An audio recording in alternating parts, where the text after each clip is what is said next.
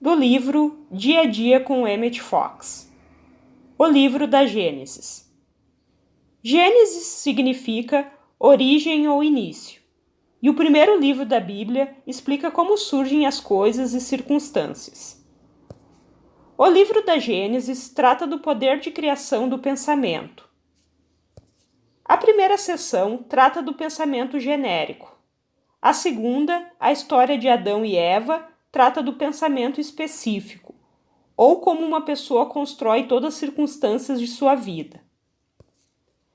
As partes referentes a Caim e Abel, a Torre de Babel, o dilúvio, a história de Abraão e sua família, a história de José e seus irmãos, todas tratam de maneiras diferentes do poder criativo do pensamento, mostrando como ele é a gênese de todas as coisas que existem. O livro da Gênesis é parcialmente alegórico e parcialmente histórico. Se você não aprender o significado espiritual por trás da história, não compreenderá a Bíblia. A aliança do Sinai, boa e necessária em seu lugar, significa a tentativa de organizar as coisas a partir do exterior, e é naturalmente muito melhor do que a anarquia. Mas aquele que está no caminho espiritual deve ultrapassar isso e ir até a Jerusalém espiritual, que é a organização das coisas a partir do interior, pela prática da presença de Deus. Esta é a Nova Jerusalém, que vem diretamente de Deus que estás no céu. Vi também a cidade santa, a Nova Jerusalém, que descia do céu da parte de Deus. Apocalipse 21, 2. O livro da Gênesis explica o poder criativo do pensamento, e os outros livros da Bíblia ilustram o modo como as leis do pensamento operam em circunstâncias diferentes. Mas esse livro é o alicerce de tudo. A Torre de Babel. Ora, em toda a terra havia apenas uma linguagem e uma só maneira de falar. A história da Torre de Babel é tão simples, tão concreta e tão clara que ninguém vai conseguir esquecê-la. É naturalmente uma parábola. A palavra Babel significa confusão, e essa parábola ensina que quando você nega a onipotência de Deus, e isso você faz sempre que dá força a outra coisa qualquer, o resultado é sempre confusão. Ser culpado desse pecado é na realidade ter vários deuses, e esse era o defeito característico dos pagãos. Aqueles que conheciam a verdade a respeito de Deus adoravam somente a Ele e recebiam a proteção e a inspiração que apenas a verdade pode dar. Às vezes, no entanto, muitos daqueles que tinham conhecido a verdade esqueciam por uma temporada e, inevitavelmente, as coisas começavam a dar errado. Se vocês tiverem qualquer tipo de dificuldade, certamente andou cometendo o pecado do paganismo, de alguma forma.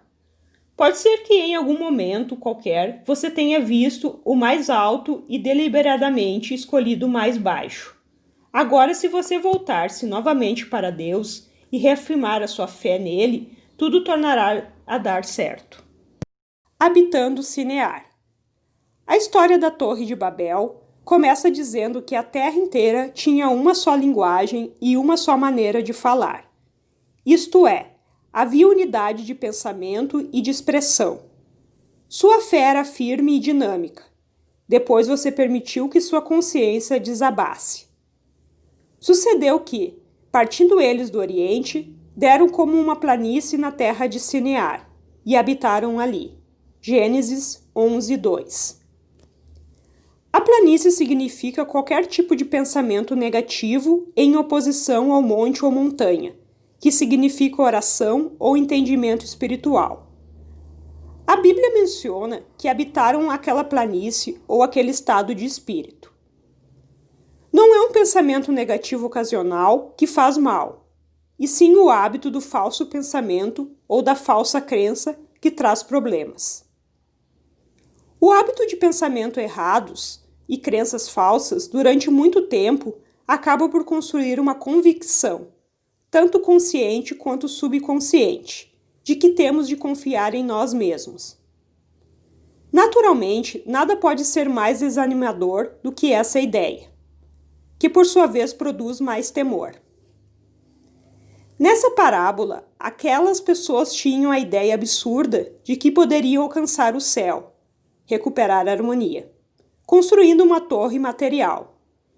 Isso descreve a sensação de insegurança e a apreensão que sempre vitimou a maior parte da humanidade, porque ela não percebeu a presença e o poder de Deus e sua essencial unidade com Ele. Em seguida, a narrativa afirma que o Senhor espalhou o povo pelo estrangeiro e confundiu sua linguagem de modo que eles não podiam mais entender a linguagem de um dos outros. A confusão de línguas é uma descrição gráfica do estado de espírito daqueles que ainda não começaram a centralizar sua vida em Deus, pois, se não o fizeram, apenas o medo e o caos lhe advirão.